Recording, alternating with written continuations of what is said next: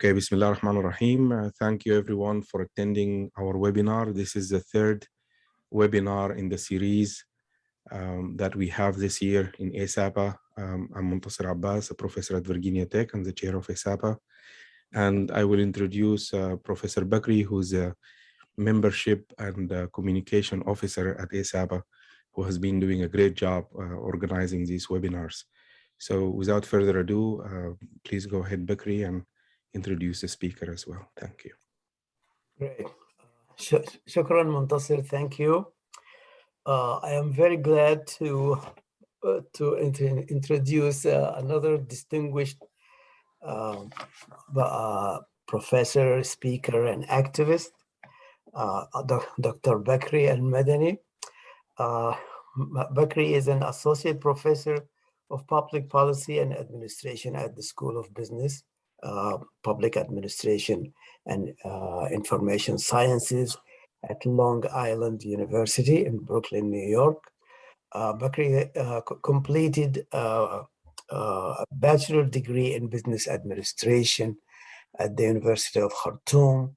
Then he went to the American University in Cairo and did a master's degree in public policy administration. And from there, he went to the University of Delaware to do a PhD in urban affairs and public policy. After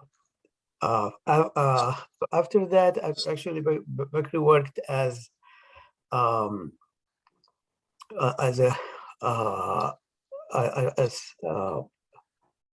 an international development in East Africa and in the Middle East. He is very prolific in his research, has many publications, and has contributed to many conferences in the United States and abroad. He's also a member of the Sudanese Studies Association. He's been active in the association. He's the treasurer of ASPAS. ASPA is the American Society of Public Administration, and within ASPA, there is the section on African public administration. So Bakri is actually the treasurer of that section, and he is a co-founder of the section. He's also currently a board member in the ASPAS section on democracy and social justice. So please, Bakri is an intellectual and fearless activist. So we are really glad to have him do the third webinar in the ASAPA series of webinars of 21-22. So without further ado, Bakri, I will give you the podium. Thank you, Bakri, and thank you, Muntasir. It's really a pleasure of mine to be here with you today. I've heard about what you do, and I attended some of your webinars. This is really an important organization, and I salute you for your dedication to continue doing this. I'm really glad to be here and be able to give a few remarks. As Bakri introduced me, my name is Bakri Al-Madani, and I'm currently an associate professor at Long Island University. I'll be talking to you in not more than 30 minutes, making remarks about democratic transformation conditions and for success, and I'm going to apply that to Sudan's case. This is really something close to my heart, not just in terms of being Sudanese and being engaged and being an activist. I was part of the NDA back in the 90s, and I joined the struggle early on, and I was active during my studies at the University of Khartoum. So the issue is not something far away from my personal interest. But I also have a different hat, not just an academic hat. It's I've done my dissertation actually on democratic transformation in Egypt, and I completely left that. I never really went back to do much research on this topic in terms of academic interest. For a lot of you might agree with me to some extent that I realized in order for me to have a rigorous research agenda and actually have a voice in the United States, is very difficult to really enter certain arenas unless, especially something related to Middle East. So I thought I engaged with the topic for a little bit, and then I completely developed a very different research agenda in the last 10 years since I started my job. So this is something taking me back to something I'm really in love with and I'm interested in. So I'm going to limit my remarks today on 3 areas. I'm going to talk about democratization waves, and I'm going to talk about ways of political change, and then the 3 factors, or the factors that could be used to determine the chances of any successful democratic transition. These are the 3 areas I will talk about.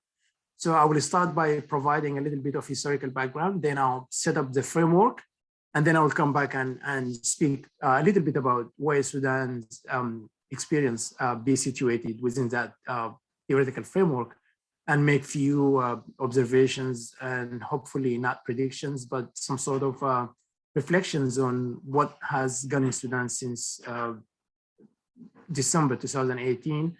And maybe I will also kind of give comments on the current political situations, and by explaining how we got here before we talk about where it might be going to.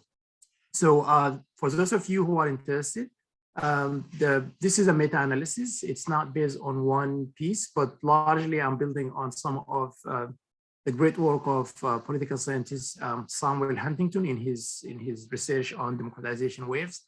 I'm also using some of the research used by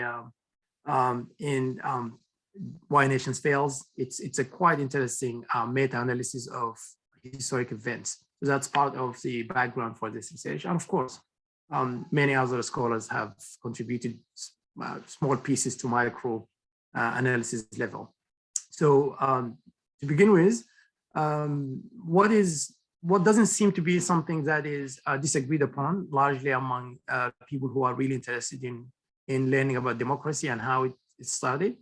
It seems to me that everybody points to 1215, which is the first time when barons forced King John to sign and agree to the Magna Carta. I mean, many of you might have heard Magna Carta. It's the very first document, and there is no constitution on this planet that did not take some of the rights enshrined in constitutions. Everybody knows constitutions are nothing more than governing laws, and they have to be broad, and they have to design the framework for the legal system in the country to function.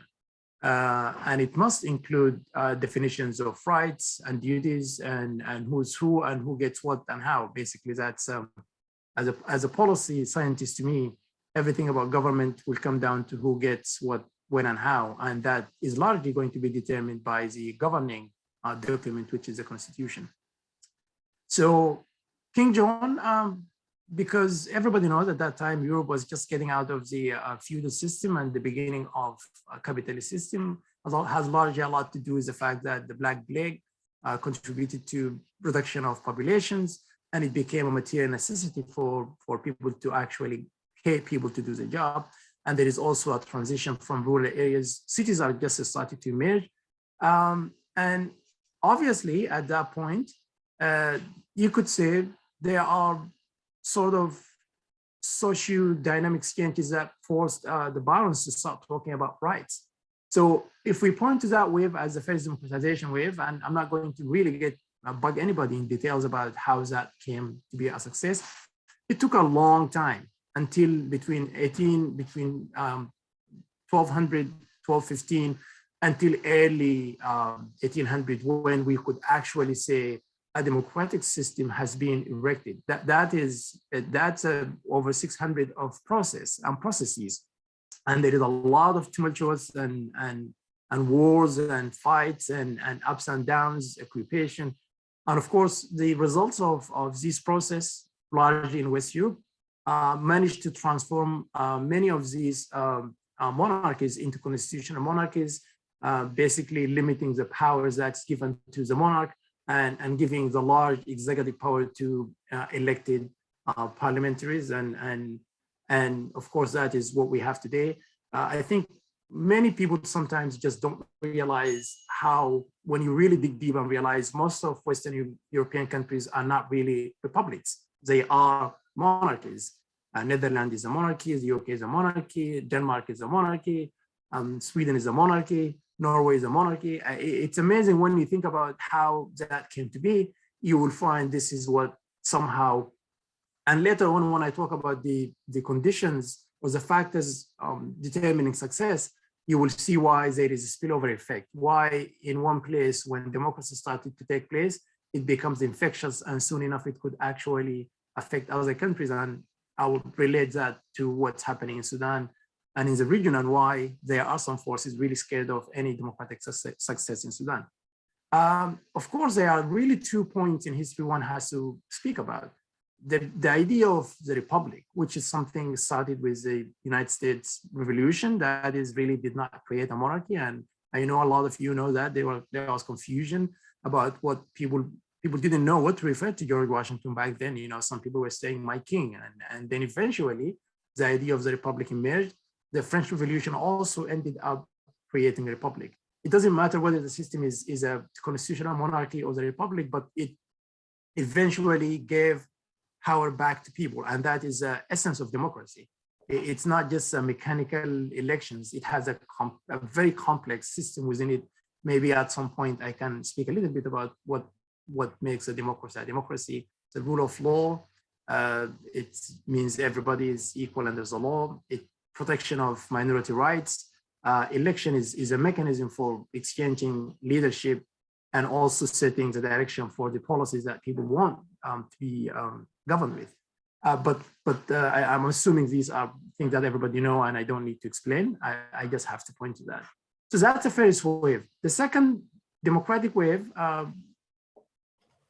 vaguely one could say it started by the end of the First World War, and it continued all the way into Second World War and after, actually even more after the Second World War. And that brought in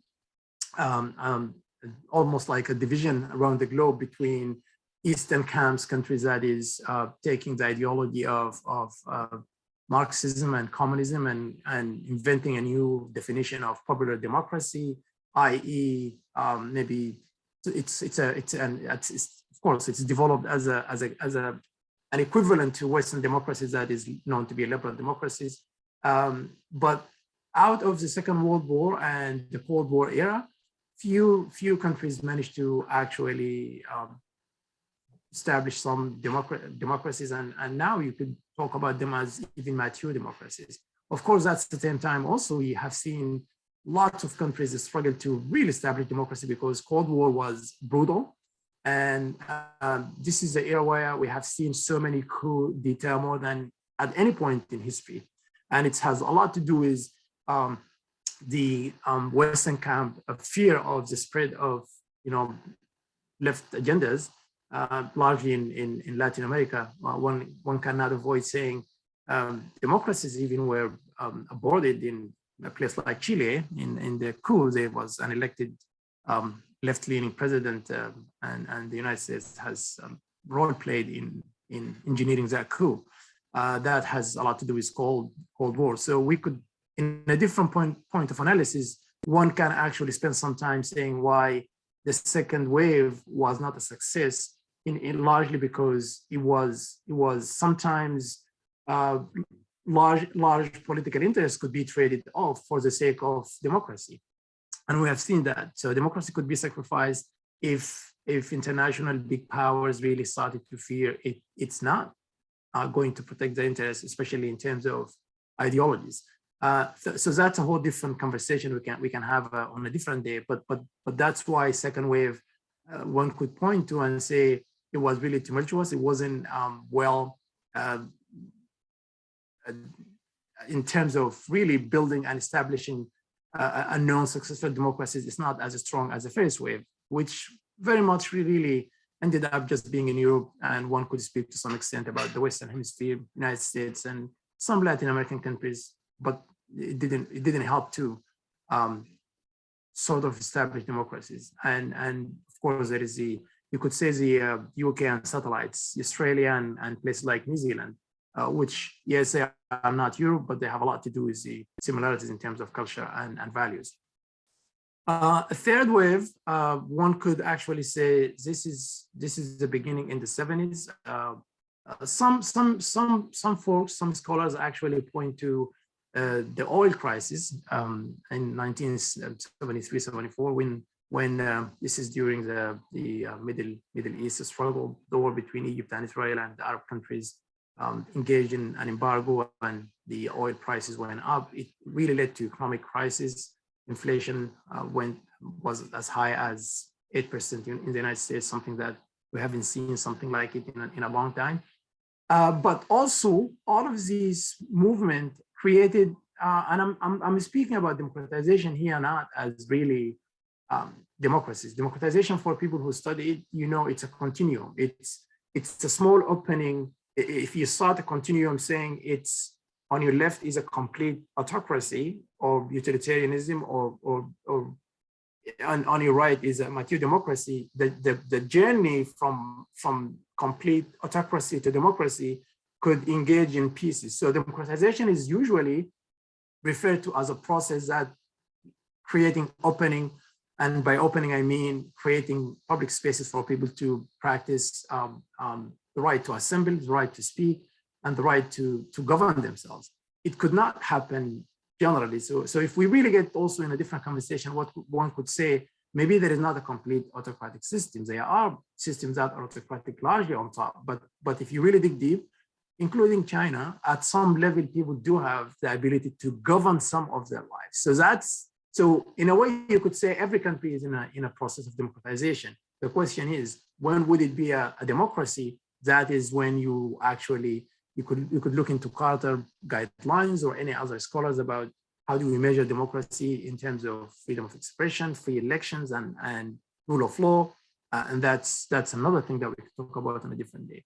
But the 70s was the beginning of openings for few ideas to spread. And I think also what was going on, I think the Cold War was waning. Another thing that, if anybody's interested, there is a famous like French economist who wrote the book about the capital in the 21st century. The 3 decades followed the end of the Second World War were known to be the most prosperous eras in the history. Even in the United States here, we talk about that many times. People who grew up in the 50s, 60s, up to late 70s, there was huge economic booms and success, and everybody saw a little bit of improvement in life. Some social scientists largely know whenever you go to a war and there is large destruction, some economic booms will follow because you have to rebuild. And when you rebuild, you have to engage in injecting money into the system, and that is going to lead to economic growth.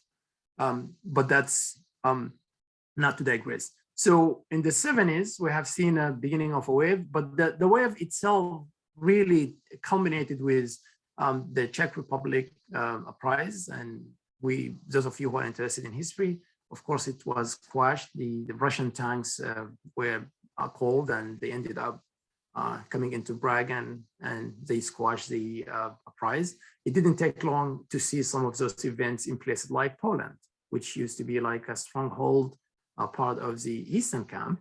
And eventually a popular movement in Poland managed to put in a coalition that is put the country on the path for democratic transformation. I'm just using those countries as a way of pointing to the wave, but it did happen in other places as well. And I'm not here really to get into providing every single example, but I can just point to some specific historic points. The fourth wave, generally speaking, people started to talk about it. The person who coined these waves are really Samuel Huntington in terms of calling them waves. But other scholars started to say, well, maybe now we're experiencing a fourth wave. And that started in 2007, 2008 with the global financial crisis, increase in of course, anyone who would want to understand the connections between democracies and economy, of course, part of my training has a lot to do with political economy, and I use that as a way of public policy as a field itself is a political economy field. So there is connection between economic processes and politics, and they both mutually affect each other. So 2008 was the increase in prices of goods and services for a lot of people. We have seen wealth gap, corruption, and we have seen people like revolting in not just in the Middle East, as lazy academics keep calling it, Arab Spring, and it seems laughable to me because these are real struggles. People actually, not only sweat and bled their lives to gain their freedoms. It's a joke to me when somebody calls it like spring, and I know some people criticize that term way back in the day, but it wasn't only in Egypt. It wasn't only in Tunisia or like Yemen or Syria, and we're not going to talk about why they failed. Maybe one can comment on that. But it was also in Latin America, in Bolivia. I've seen this in Ghana. Ghana was also going through a second and third attempt to establish democracy. We have seen that in Nigeria. We have seen that in Kenya with the Rainbow Movement. So it wasn't really just limited to Arab Spring. There was a democratic transformation taking place around the globe around that time. And that is why it's not difficult to say there was a fourth wave. Lots of people are really, and I think maybe we can talk about the connection between this and technology, and how these social networks contributed to giving people a space to speak and organize and agree on ideas. I know there is a plethora of research on the connection between ways people communicate, social media, and political processes, including even revolutions. Twitter is known to have contributed to the Iranian uprising back in 2010. Twitter was just a new thing, but it did help getting people to see each other and talk to each other.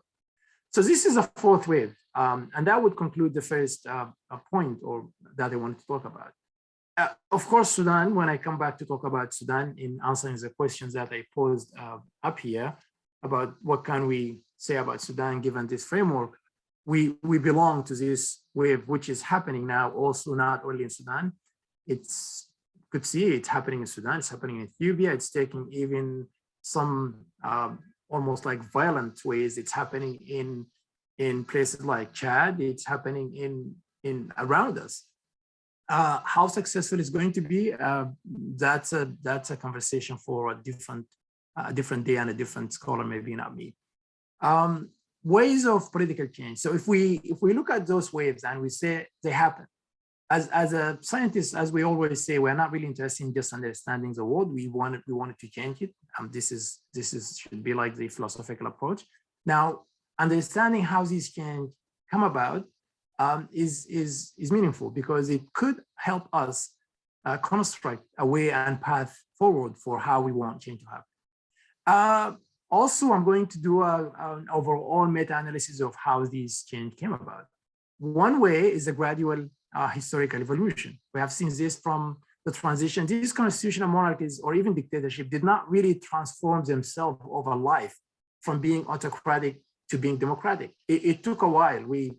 In Western Europe, it took 600 years to actually say this country completely now is a democracy, i.e. there is respect for the rule of law, there is protection of 5 freedoms, the basic 5 freedoms: freedom of assembly, conscience, freedom of expression.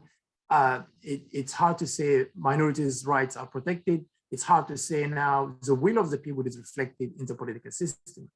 If that's 600. Also, we have seen this in countries that also transformed to democracies. Basically, what we now refer to as Asian tigers. These countries were not democratic to begin with. A country like Singapore or even South Korea or even Indonesia or Malaysia, they went through like upheavals.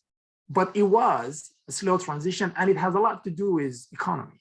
Those who are interested in modernization theory, they point to the fact that if any country managed to achieve economic boom and a little bit of economic success, and people started to move from rural areas to cities, with a little bit of industrialization, eventually the political system has to respond by opening. You can't free economy without freeing people. That's a theory.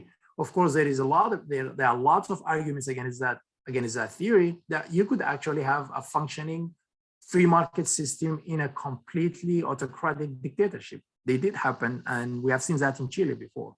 So, but the theory goes this way, and there are some elements of its success, of its truth. Yeah, again, it's a theory, and you can only judge theories by their ability to explain reality and by their staying power. It's really nothing. And of course, for us in social sciences, we have all these theories coexisting. They don't really end up disappearing like we see in hard sciences. You know, in science, usually history of science is science mistakes. You invent a new theory, it's going to almost remove all the concepts and build on it. Not in social sciences as we know them. So the gradual process wasn't only limited to constitutional monarchies. It was also part of autocracies and dictatorship. As I pointed out, with a little bit of economic success, eventually they started to realize the political system cannot protect any of these gains. When you started to develop as a country and you started to have economic growth that is regular, above 5% every year, when the quality of life started to improve, at some point within that system, you have to create a legal system that would protect the property of rights. You cannot be a country that wanted to develop along the trajectory of capitalist development and not protect the property right. We know historically you can't protect property right, i.e. people have the right to own things, invest. You're not even going to attract FDI, foreign direct investments in your country, if you don't have the ability to protect people investments and make sure that they can actually take their money in and out. There have to be some freedom. You cannot protect those freedoms also by just using a dictatorship. I know some people might say like, well, we have seen it happening. Yes, it is. It's happening in other countries. But one could argue gains, economic gains, if they are big and huge and shared, they would require some legal frameworks that would guarantee a rule of law and also would guarantee the rights of people to move and work and enjoy those gains. Of course, today, a lot of people could say this should be the case and we should see China transform into democracy at some point. Maybe it will, maybe it won't, I don't know, but at least this is in terms of ways of political change. The second way of political change, as as I also looked at it, there is a military takeover. Coup d'etat is a military change, but those are different. So let me just separate. When I say military takeover, I mean an actual armed force revolution, when people pick up arms and join armies and try to take over. We have seen that in Eritrea, we've seen that in Ethiopia in 1990, 1991. Seen that in Nicaragua with Sandinista, and we have seen that in Uganda with Museveni. We have seen that also in Rwanda. These are all military takeovers. It's a way of change. You can change the political system militarily. You know, you defeat the standing army and establish a whole new system. If I have to make a quick remark about this, seldom ever you are going to see a country transform to a democracy going through a military takeover. I don't have to provide any evidence. Eritrea is not a democracy. Ethiopia was not a democracy. Rwanda is not a democracy. Uganda is not a democracy. And Nicaragua was not a democracy. So it is a way of change. The question is, would it lead to democracy? Sometimes people hope to do that again, because this is a really meta-analysis. If somebody is interested in understanding why military or like armed change or military change would not inculcate democratic values, it's a question of how do you transform from revolution to the state. This is a very complex process. Lots of revolutionary good people who really thought they are going to fight for freedom, only to realize when you use arms to fight for freedom, so many things happen to how we think about freedom. And when you get to the state, the idea of expanding freedom really doesn't become a big goal in your agenda. It becomes about controlling the system, and that has a lot to do with how in the military, how people function versus a democracy where people actually, democracy is a messy system, really. Military is easy to tell people commands and they follow, it's organized, it's hierarchical. Democratic systems are not that easy to manage and govern. Sometimes they actually could become ungovernable. I could also make a quick point that coup d'etat is a military change, but it's, I know there are examples of countries where a military coup eventually led to democracy, i.e. opening the public spaces and allowing people to vote.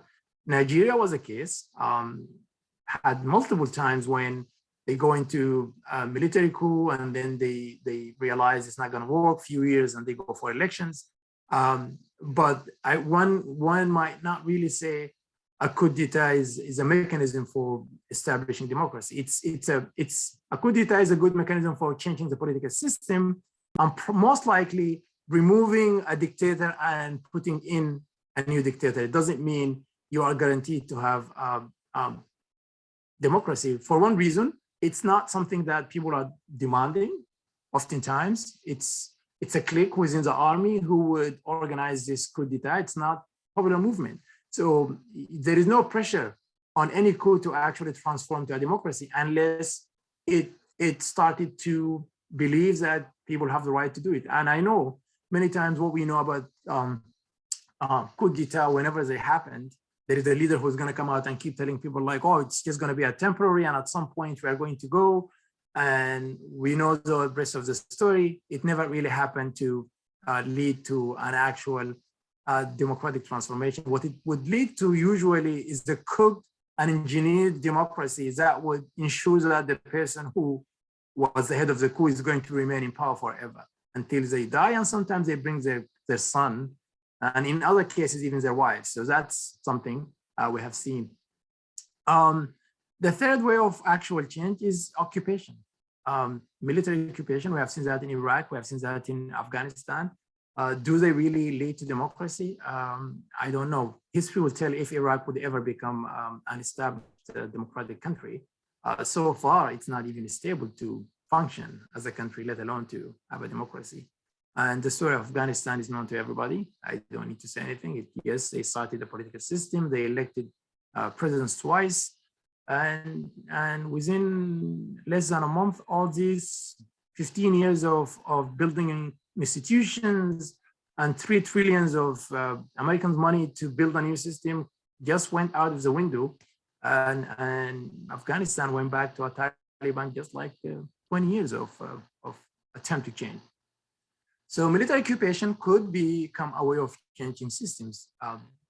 And hopefully it could lead to democracy, but we're waiting for that to give an example. There are some cases of democratic transformations that really occurred as a result of civil war. A case like, you could point to a place like Liberia, large civil war leading to almost a collapse of the system. And then with international mediation, you could end up building a new political system and it could become a democracy. And Liberia now has been enjoying, this is the third election since,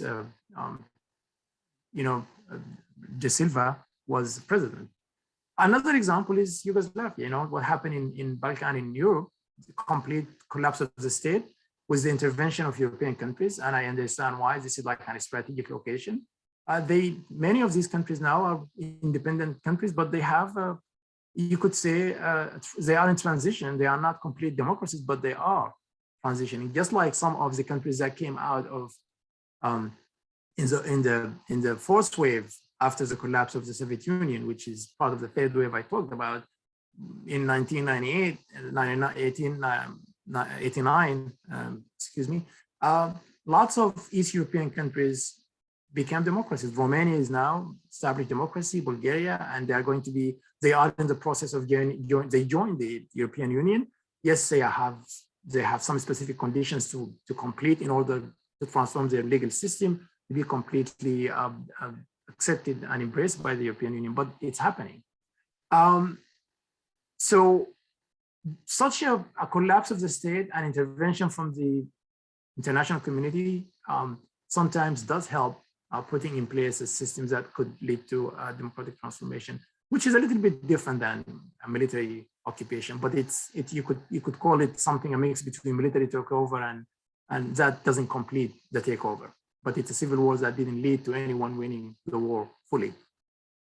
The last way of change, it's a popular revolution. That's usually when people take to the streets, and the way it happens, we have seen that in Poland, we have seen that in Egypt, in Tunisia, in a case like Tunisia, it's about what, 10 days. Ben Ali left, and the country started on a path to democratic transformation. Yes, I know what's happening now. Some people think it is a dictatorship. Some other people think it's a constitutional crisis. Whatever it is, it's one of the steps in this long trajectory of democratic transformation. I don't need to say anything about the fact that when we say transformation, we're talking about a really long process that could, generally speaking, when people say the transformation is complete, is when nobody is challenging democracy as a way to exchange power, i.e. now people every political actor completely accepting election as the only means to exchange power. When we get to that point, you could say now the transition is complete from autocracy to a democracy, but you could be in that transition 4 rounds of elections. So it could take 20 years until you could say a country really now transition to democracy, not in transition, but completely transition. So popular revolutions, usually they create a large section of the population demanding to be free, asking for their voices to be heard, and they wanted control over they wanted autonomy, they wanted control over their choices, over their lives, what they want, what they hope to achieve. But here is one thing. Usually popular revolution really cannot take over the state. They need someone to help. And history told us, usually the way this happens, it happens when a segment from the old regime realize that the political system is failing and the country is ungovernable based on the old means, and they join forces with the new emerging revolutionary power, and they put in together a system or a political transition that would lead to a democracy. Of course, this is what in theory happened in Sudan in 2019. The difference is usually for this to happen and to work, the section of the old regimes that need to join forces with the revolution needs to be genuine and sincere about the desire to actually change, not to maneuver, not to play the game of saying, let me see if I can just, play some tactics and change things and I keep the power for myself. They have to be really sincerely genuine and they believe in the process. This is how they happened and how they succeeded in other countries. In Tunisia, I mean, you can't say it did not work for a while. I mean, there are some elements of the old regime pulling and pushing, but eventually the desire for moving forward succeeded. So these are the 4 ways of change. Of course, in Sudan, we have elements of the old regime that came in and they told us that they really wanted to put the country in a path forward. They made all these claims about that. They are part of the revolution, especially the military part of running the show now in Sudan. They claim that they helped the revolution by removing Bashir. Of course they did. They did because they have the weapons and they control the state. But it doesn't mean they did it because they wanted to do it. They did it because they were forced to do it, because people were asking and remaining in the streets. Now, the only missing piece about how sincere they are, and I'm talking about the military group leadership that is controlling the system, in really putting the country on a path for democratic transformation. I think the answer to that question is probably clear in everybody's mind. They are not sincere, and they are just buying time and creating ways to maneuver and control the system. The last point I want to talk about is the factors leading to democratic transition, and I will also comment on why things in Sudan don't seem to be working well. One thing is the economic performance of the new regime. This is Huntington, more than anybody else that I looked at, made that point as an important point. that the new regime, by regime, we're talking about the political systems that is marching towards democracy, that is going to become a democracy at some point. How successful it is in managing the economy is an important piece. That's one factor in how well the transition would go smooth and succeed. The second part is the maturity and effectiveness of civil society. I noticed during the time I spent in Sudan this summer that a lot of people in Sudan have complete misconception about civil society. Lots of people think civil society is non-profit organization or NGOs. I know the concept is confusing and even among academic scholars, there is no complete agreed upon definition, but there is an understanding one could use. And that understanding is anything that is not government and not initiated by government or funded by government is civil society. And in that sense, anything from political parties, syndicates, NGOs, in Sudan, I could say like clubs, in villages, sports club, any activities that is really not controlled by the state is part of civil society. And of course, those of you who are interested in reading more about civil society, there are tons of theories out there.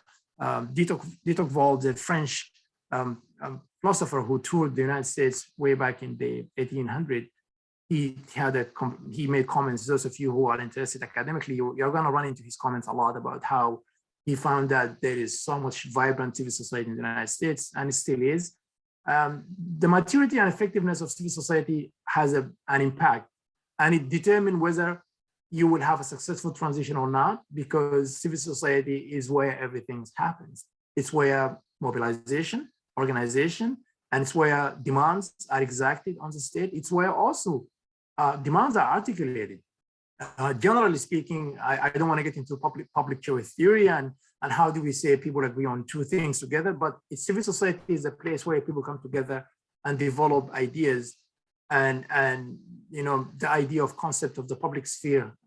If I have to use Habermas like way of explaining it, it's a public sphere is a place where people create public opinions and share them, and they happen in civil society. It's a place where demands and interests are articulated and aggregated in groups where, like what we see now in Sudan, people are saying, we know what we want. These are the three no's now articulated by resistance committees is a good example of how people come together and eventually figure out what they think they want.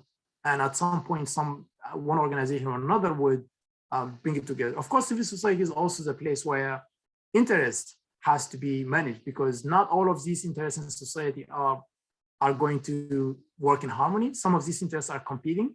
The interests of capitalists who run what we call the trade commerce are not necessarily the same as workers. But each one of them will organize, and sometimes these competing interests could collide. But it is the theory that liberal democracy says in a civil society, you will have those competing interests, and the system is supposed to find a way for this plurality, this idea of multi points of interest, and how it's managed in a civil way is what civil society is supposed to do. Of course, I could say a quick thing. The reason why Yemen is now in war and Tunisia is almost stable has a lot to do with history, but it also has a lot to do with civil society and maturity. Yemen really rarely ever moved from tribal and clan into any civil way of organizing society. Even when people move to cities, they still remain tied to their tribes.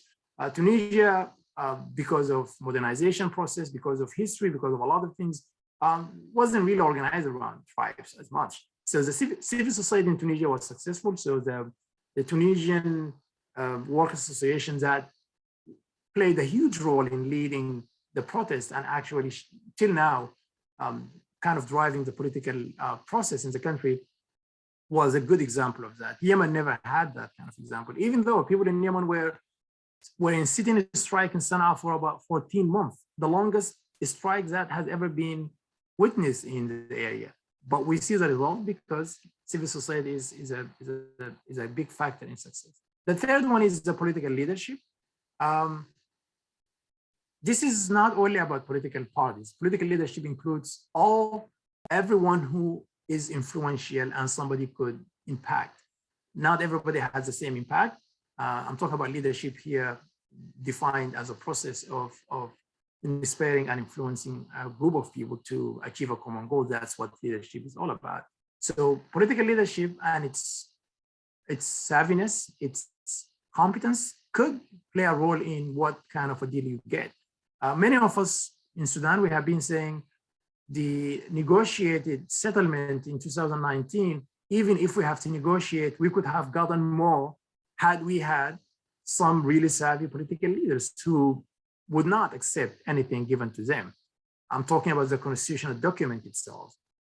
Even using negotiation and compromise, you could get more if you have a savvy political leaders who could actually think through what could happen and avoid the blocks.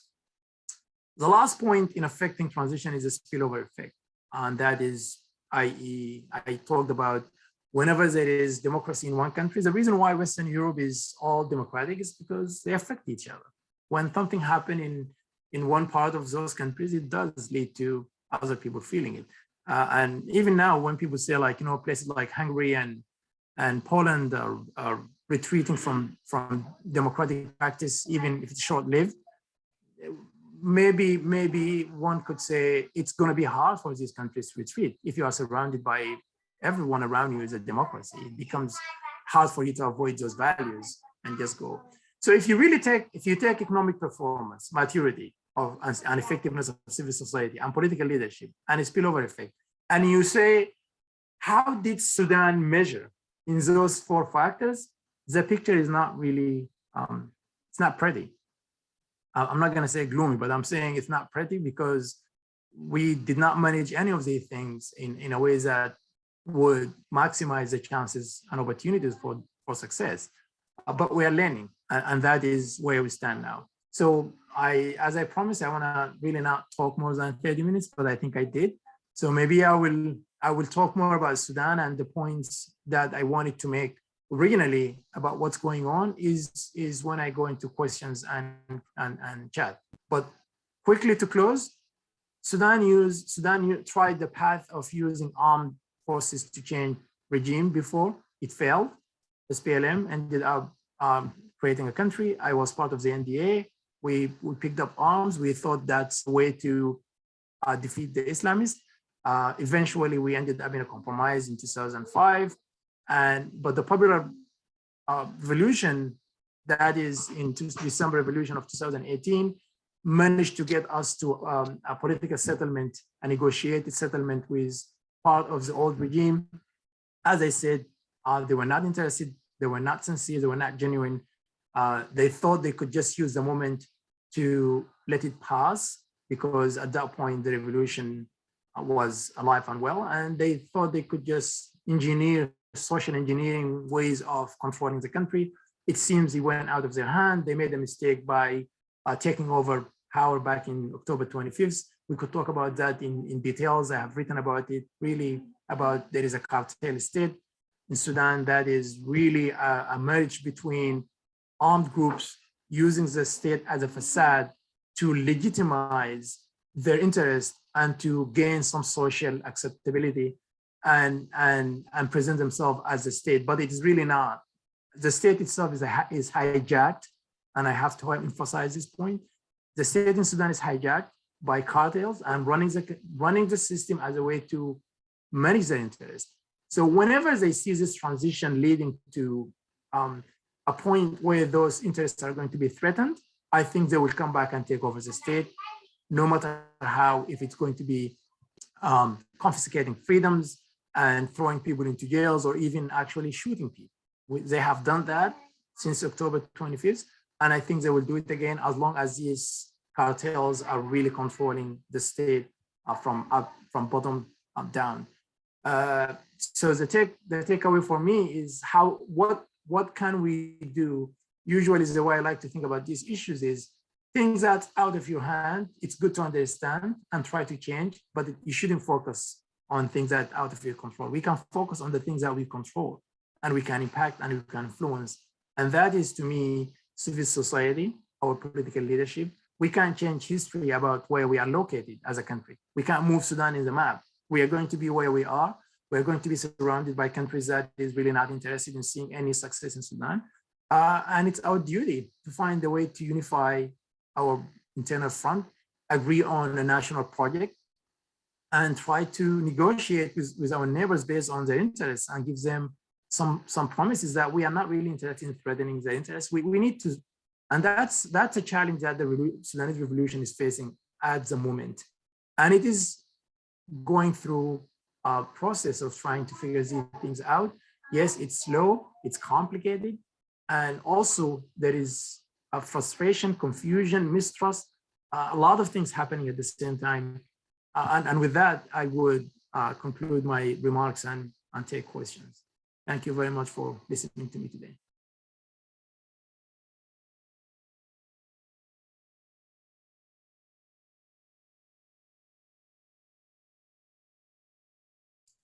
You are muted, Bakri.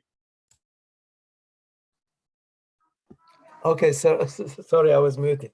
Thank you very much, Bakri, for a great presentation, taking us through the history and leading us to a better way to understand what is going on in the Sudan and how to deal with the situation. I think this is exactly falls within the purpose of the webinars that we are having at ISAPA. Basically, we want to learn as a society of the tools, you know, the political tools, the economic tools, the organizational tools to help us have an impact to lead the Sudan in the right direction towards the democracy. We appreciate your presentation. I will start. I have a number of questions. So I will start with the questions from the audience, and then I will ask my questions later on. The first question was before you started the presentation. So people are, as Muntasir said earlier, people are quite interested.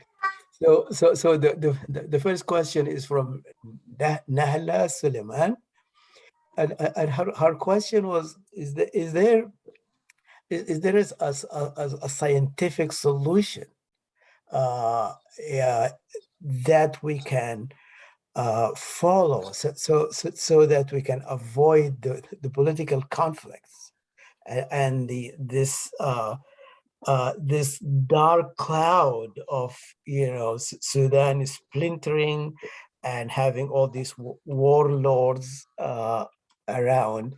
So is there a scientific solution? Something, I think Nahla said something like how the world is dealing with COVID right now, COVID-19. Is there a way to do that? So this is one question. Let me add another question, and then you can answer 2 or 3 questions. The second question is from Maawi al-Daw, and his question is: could we consider the last event on October 25th as popular revolution, since now we see some faces from the regime with new faces?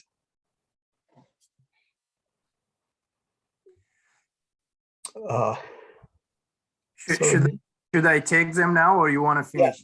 Yeah. Take these 2, and then we'll move on. Okay. So I think it's Nahla. Nahla, unfortunately, dealing with socioeconomic issues doesn't allow us to really think about, you know, this is not like problem is, if you compare diseases, you could say, let's analyze. Usually there is scientific method. One I teach in my program all the time is, what is scientific approach for solving problems? Usually you say by understanding there are steps. Step 1, acknowledge that you have a problem, define it. Defining the issue accurately is a very important step, because if you don't if you define the problem broadly, you would be overwhelmed. If you divide it narrowly, you also might not be able to see every aspect of it. So acknowledge that you have a problem, define it, analyze what might have caused it, come up with alternative solutions, and pick up one that is likely to maximize the results and implement it. This is the scientific method, generally speaking, that we know. You can apply it to, diagnosis. If somebody is having symptoms, usually what we do, you go to a doctor, somebody is going to say, let's examine blood and urine and 1, 2, 3, 4 to find out what might have caused a symptom. Once you know what caused the disease, you hopefully know what might be the way to address a solution. It could be medicine, it could be a practice, it could be avoiding eating few things. This is how we know how it functions in physiological ways. But in political process, in a problem like Sudan, we probably need to spend some time asking, what is the issue? What are we dealing with? I think the issue is, and that is a question of what, i.e. what is happening, and then we go to why it's happening, and then we go to how to solve it. So I always like to say, if we ask the question, what's happening in Sudan, i.e. agreeing on what is the issue, I think there are lots of contributions. You could point to thousands of essays that I don't know how many WhatsApp groups you are in, but probably the average production of Sudanese intellectuals in writing about the issues could exceed millions of articles a day. So there are people producing analyses about what's happening. If you ask me, I think the issue is in Sudan is we never really get to build a national state. The British, this is the same state we inherited from the Turkish in 1821. It's rent-seeking political system and rent-seeking economic system. It's basically extractive, using the same raw materials. It doesn't matter who rotate in the system or in power. The main framework remains the same. Change of personnel, change of names, but it's not a change in values and how the system functions. That has been missing. We never really agreed on what do we want as Sudanese for the state and what kind of a state do we want. I think generally speaking, we have sort of agreed upon ideas. We wanted a state that's based on equal citizenship. We want a state that would guarantee social justice and equality. Not only social justice, we also need gender equality. We want a state that would guarantee the basic freedoms. We want the state that would respect the rule of law. We want the state that would provide a decent standard of living. So this is what everybody seems to say they wanted. And that is the answer to the question of what's happening, what is the issue? We don't have it. The issue, we don't have this state, okay? And to build it is necessarily going to get us into why. Why did we fail to have that type of state? And that takes us into a very complex process of understanding our history, understanding our socio-political way of thinking, understanding our cultures, understanding why we do things this way. Is it something about us not being serious enough as people? Is it something about those who led us at different points? And when we answer the question why we are failing, I think to me, at this point in time, we are failing because all these historic processes led us to a point where the state is completely hijacked by, this is an oligarchy. It's a kleptocracy. It's a very small group of people completely controlling the economic system and using the state as a facade. Again, I'm saying this like loud and clear, using the state as a facade to legitimize their right to run the show. And by that, I mean, they call themselves the Sudanese Armed Forces, or they call themselves this or that. But the bottom line, it is controlling the economic system. As we speak, the military investment in Sudanese economy is over 1/3 of Sudanese economy. And this is nothing strange. Everywhere in the world, there are military investments, okay? So people don't get it wrong. But I'm talking about investments and business enterprises that are completely outside the state. The state doesn't even know. There are only 4 people in Sudan. Okay, this is the Inspector General of Sudanese Armed Forces and 4 generals who actually know. For example, take a business like Jihad. This Jihad is a big conglomerate. Like, it has 25 subsidiaries underneath it. Sudanese people know nothing about this. No one even knows, not even the office of the general auditorship. These businesses are not under anybody's control. Ministry of Finance doesn't know anything about them. Sudanese people don't have the right to know about how they function. We don't even know if they are successful or failing, most likely failing, because they are using the state to extract livestock. They are shipping these sheep and cows from Western Sudan all the way, and they are selling them, slaughter them in Northern Sudan, export meat through Egypt as if it's Egyptian meat. They get the money deposited in a bank in Dubai, and it doesn't come to the Ministry of Finance. So yes, we ended up having this as a result of failing to build a good administrative system. And actually what we had, we destroyed it. And that has something to do with what Bashir and his junta, his friends, did in the country, completely destroying the existing bureaucratic mechanisms and the state machinery and creating a parallel state to it and running it outside the state. And now, when the revolution actually managed to gain some control of the state and put in a prime minister, they found out, and this is something I've done because I did some consultancy with the Sudanese government, most of the decisions that used to be made, I give you something really amazing. Sudanese Ministry of Finance has never really in charge of budget. The first time the ministry tried to do a budget was in 2019, after the government of Abdullah Hamdok put in place. You know who used to do the budget? It's a security apparatus. The security would actually put the budget for the state, and nobody knows how they put it. The people in Ministry of Finance are nothing more than just comparse, not really the ones who's designing the budget or knowing how it's run or knowing what's going on.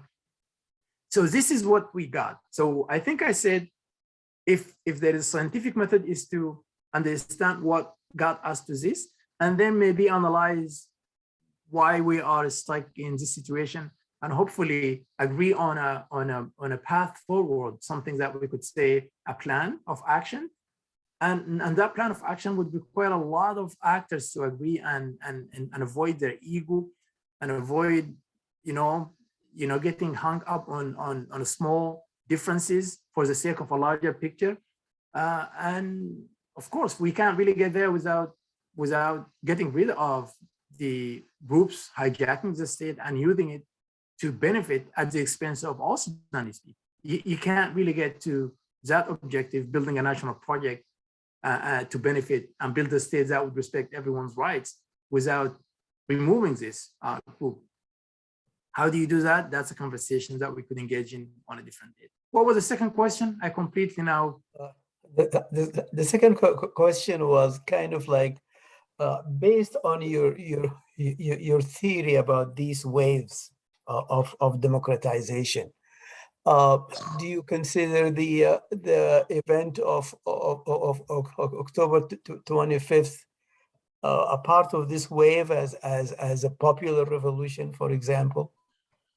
Oh yeah, I think I would want to think, or maybe I would argue, what happened since October 25th this year is a continuation of the same revolution that some people in Sudan keep saying, oh, this is a whole new revolution. I think the definition of revolution is complex. I have a long piece published about that issue. But this is a continuation. This is not necessarily a new revolution. This is the same people who took to the streets in 2018, 2019 are now back in the streets. So you could, if you want to mark it as a new as a new popular revolution, you could say that. I don't think anybody's going to disagree with you, but the way I see it, because we are not starting a new process, we are actually continuing the same demands about what we thought we got by having partnership with the military. It failed. So what happened in October 25th was a coup. If you are asking what the military did, that was a coup d'etat, no doubt about it whatsoever. And it's still a coup.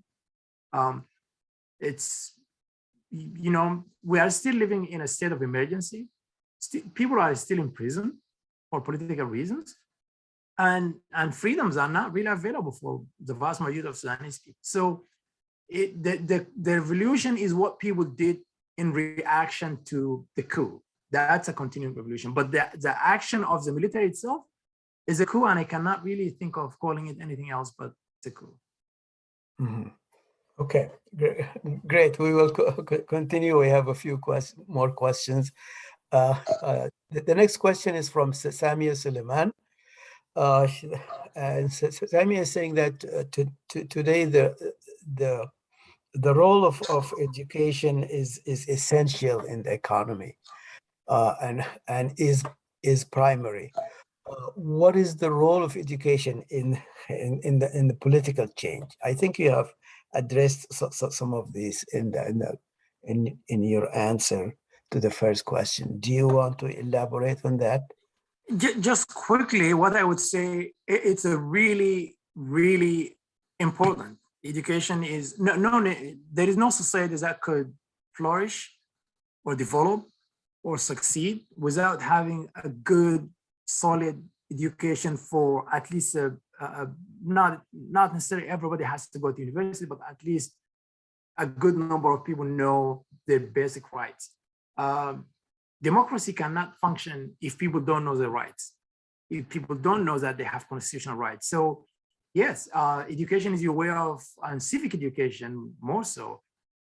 It's very important. We see it here in the United States now, you know, because of ignorance, you know, we see a lot, democracy is eroding just because people are not really aware of their rights, and they rely on political groups to inform them, and they don't really try to think critically about what is important for them. They could go as far as actually almost voting against their own interests. So in a short answer, yes, education is really important to a successful democracy or democratic transition, no doubt about it. And how do you go about getting good education? That's another complicated question, because you still need to have the state at least setting up the stage for a curriculum and allowing people to choose what they want to study, and that's a whole thing. But it's a good question. I agree. Okay. Thanks. There is a number of questions from Samia. I will get to them. Khadafallah Bushara is asking about right now the Soviet Union and later Russia has been a major force behind the spread of military coup takeovers from the 60s until now. Facebook took down thousands of fake accounts targeting Sudan. And just a few days ago, the Russian ambassador stated that Sudan is not suitable for Western democracy. Are there waves or spillovers of military coup takeovers also? How do we protect, or how to protect Sudan against these kind of spillovers? How to convince people that this is the only good way to govern through a democratic system? I think he means. That's a big question. We could have a talk about that by itself, but let me just say a few things. I remember when after the October 25th, the UN International Security Council had a meeting about Sudan, and they issued a statement saying that Sudan needs to go back to the constitutional arrangements prior to October 25th. And then they had a meeting after that. And I remember the Russian representative in UN Security Council came out and said something to the effect that all the protests are not really peaceful in Sudan. So let me just say, Russia doesn't really care one bit about Sudan as a country, but they could use Sudan as a bargaining chip in a larger, game. In Putin's, Russia itself is an oligarch. I mean, if you really think it's a kleptocracy. It's Putin and his friends and his cronies are really running the show, and they are trying everything they can to destabilize Western democracies and everywhere else for the sake of a model that is enriching a few. And also it gives them a way of, that there is no good system. The West has been criticizing Putin for many years about, killing our political opponents, imprisoning them. And he wanted just to show the world that democracy is not necessarily the best system. So he really is in a fight with Western Europe. And Sudan is nothing more than, let me just go and do some things that they could do, like what he did in Russian did in the Republic of Central Africa. They tried to build a military base there. They're trying to do the same in Libya. They tried to do the same with Bashir, not because they really care about Sudan or its security. All what they wanted to do is get that military base in Port Sudan, so when they sit on a table with the United States, they could bargain for something else. So I really wanted just to make very clear, Russia has no interest in Sudan's stability or success or even its existence. If Sudan disappeared from the map tomorrow, I don't think Russian people are going even to know where Sudan was on the map, or even Russian intelligence. So that's why I think you could read the comments from the Russian foreign minister or anybody about Sudan in that light. It is basically saying, and if I have to say something even to more like, who's he to decide what is suitable for Sudan? Isn't that in itself a colonial mindset? Why don't you let Sudanese people to decide what's good for them, instead of you speaking about what? You're not an academic, you are a diplomat. When you say something like this, it means you have a position about specific agenda. So yes, the spillover of coups is not new, and that is one of the reasons why even African Union is worried. If they allowed the coup in Sudan to stand, it will just open the door for another coup in another country. And that is why they suspended Sudanese membership up until the deal of November 21st. And now still, it's not fully, Sudan is not fully yet its membership reinstituted in the AU, African Union. So yes, we could see a wave of spillover coups, but I'm not even worried about from other places. I think the fundamental issue in Sudan is, how do we get the small group of interest using the state and benefiting from all the economic extractive activities? It's not the coups that's coming from outside, it's the groups that's controlling the state inside. That is a problem, in my opinion. So I wouldn't be worried about what other countries might think about the coup. I think it is the forces that control the state and use its economy, and they have the guns and the arms, and they also control the ins and outs of the system. They control the intelligence, that are not willing to think of a national project beyond what is a benefit for the small group of junta, or a group of people. You could call them junta. I went ahead and I called them even gangs. This is like a mafia system in the way they run the state, except that they are just using legal names to legitimize their activities.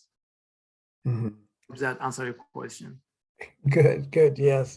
And of course, we hear that all the gold goes to Russia, and so they are in the extractive aspect of that. So it is in their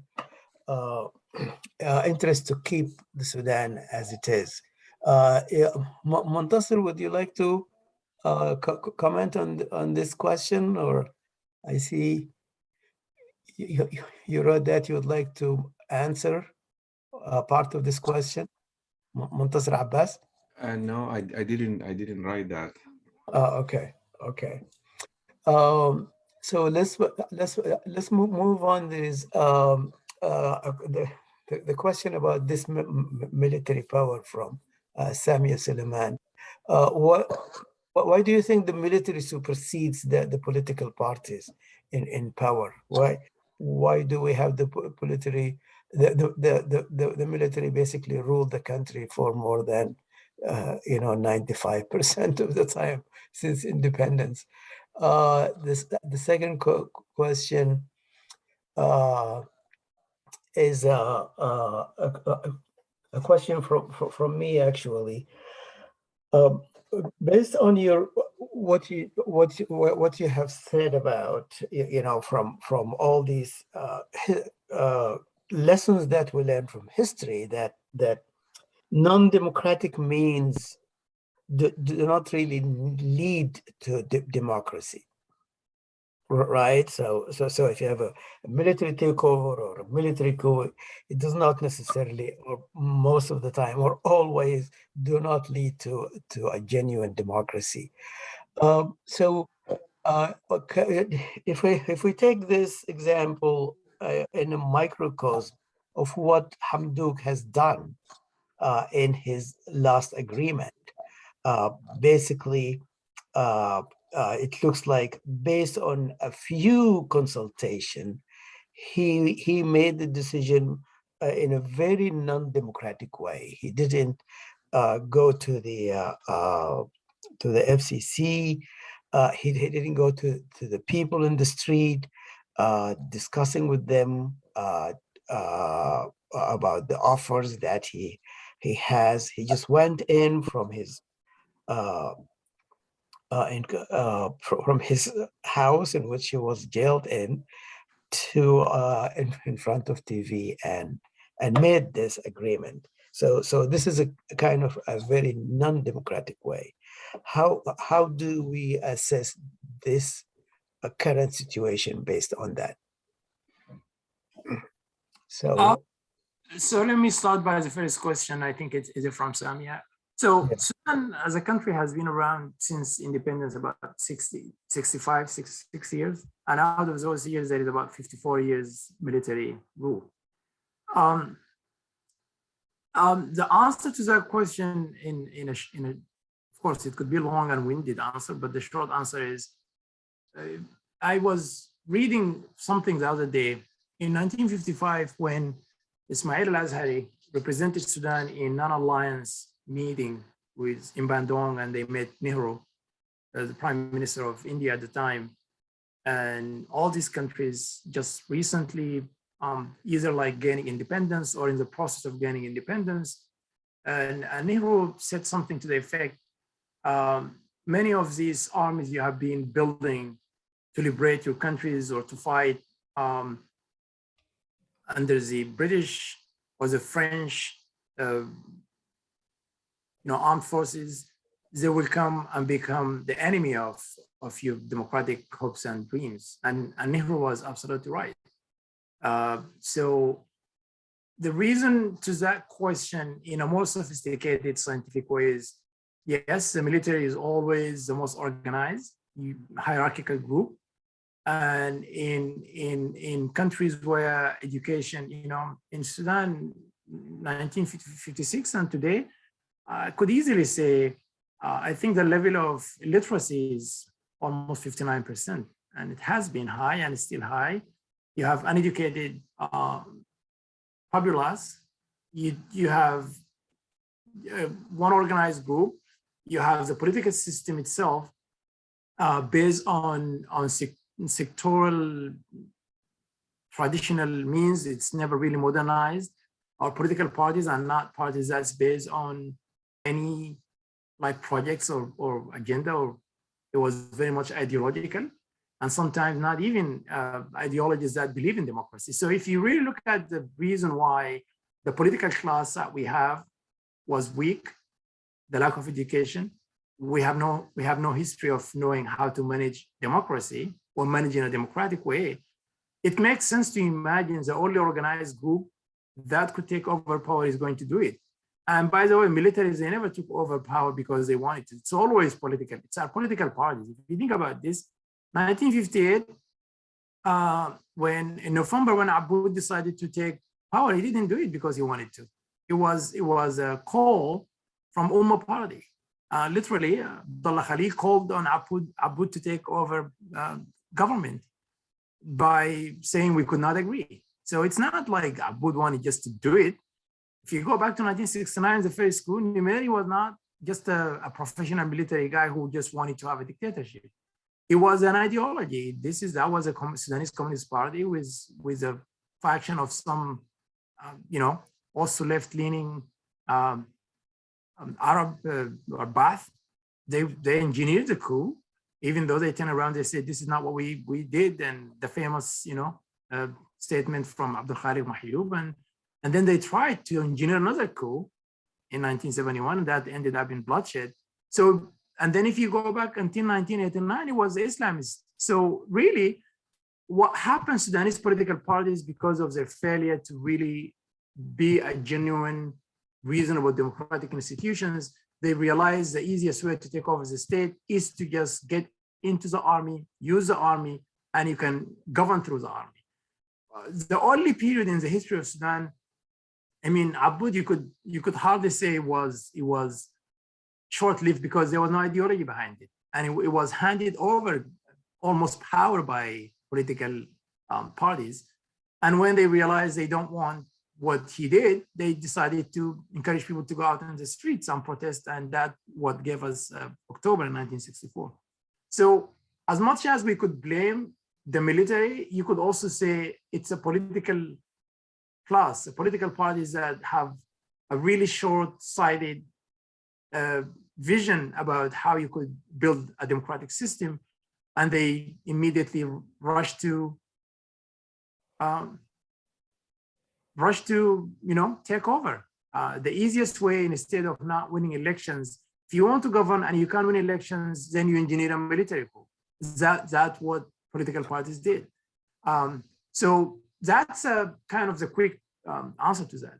I could also go into some sociological analyses about why we failed to build good political systems and political parties and functioning civil society organizations that could protect democracy. That has a lot to do with who we are in terms of history and how educated and our leaders. Some countries managed to get some visionary leaders early on in their independence, and that really set the tone. They didn't even go into civil war. We could talk about the political leadership at the time of independence. We just did not. We are not lucky enough to have some visionary leaders to put the country on a trajectory for political stability. Most of them are really Orientalist. I call them the Omdurman Oriental group in a way. It's not really, they don't even know Sudan. They didn't know the country. Many of them are educated in Dar al-Ulum. Their idea of Sudan is probably never really, left what they think they know about the country. So they immediately got the country on a path for civil war and a lack of understanding of this plurality and lack of understanding of this rich cultures. And so I could talk about that for a while, but that's for another day. To your question, Bakri, I think I agree. I think the decision that, number one, who's Hamdok to make a decision on behalf of all Sudanese people? He's just one person, okay? If you have to be really honest. I mean, I know some people still think he's doing the right thing. I'm questioning who is he? I mean, is Hamdok somebody that has any political power in Sudan? Like, is he like a Sheikh Tariqa? Is he like he's just an individual. So aside from making that decision without consultation, it's a legitimate question to ask who really gave him any power to make decisions on behalf of Sudanese people to that extent. So I agree with you. The decision wasn't made with any democratic forces. I don't think it's going to lead to any democratic transition. And I think everybody knows. This is nothing more than legitimizing this coup. And everybody knows, it's not a secret, the Burhan and Hemeti, they needed to send a message to the international communities that they need the money. They wanted to continue all the funneling of assistance and aid. And the only way they can do that is by sending a message to the world that we are back in track. And we're going to have a new political declaration. We are going to amend the constitutional documents. It's all buying an image. It's engineering an image and buying time. That's what it is. Why did he do it? That's a question. It's $1 million question everybody wants an answer for. I'm not really interested in knowing why he did it. It doesn't matter to me. What really matters to me is what it means in terms of where we are in terms of the democratic transformation. That's what's important to me. Why he did it, that his when he writes his memoir, people can go and read it if he ever decided to write one. Great. Great. Thank you so much, Bakri. We come to the end of the questions. We really appreciate your work on this webinar. And as I said earlier, the goal of this webinar is for us to, as people in the diaspora, come up to a collective way, a collective understanding and a collective way to help the revolution and the transition to democracy in the Sudan. So we will keep you engaged, and we hope to move forward on this. We appreciate all your contribution, not only to us, to ASAPA, but also to this Sudanese in general, with all your articles and activism. Thank you very much. And thanks to everybody who attended the webinar. We will continue the weekly webinars, and we will have a break probably over Christmas break, and then continue in January. We're working for another webinar next week, so please keep stay tuned, as they say. Thank you very much. Thank you, and have a wonderful day. Take care. Bye-bye. All the best. Thanks a lot.